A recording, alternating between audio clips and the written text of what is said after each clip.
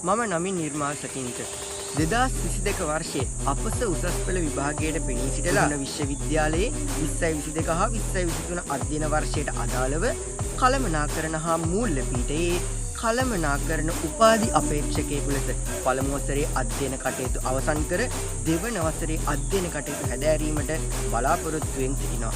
මාහට විශ්වවිද්‍යාල වරම් හිමි කර ගැනීමට හා විශිෂ්ට ප්‍රතිඵලයක් කරා යාමට උසස් පෙළ ගුරුවරුන්ගෙන් ලැබුණේ නොමද සහයක්. මේ අතරින් ගිණුම් කරන විෂය සඳහා සඳරුවන්සගෙන් ලැබුණු උපකාරය ඉතා විශාලයි. ගිණුම් කරන්නේ පමණක් නොව ජීවිතයේද කියා දෙන සඳරුවන්සටම ආවේනික වූ රටාවකට අනුව තමයි ඉගැන්වීම් ක්‍රියාවලිය සිදු කරන්නේ.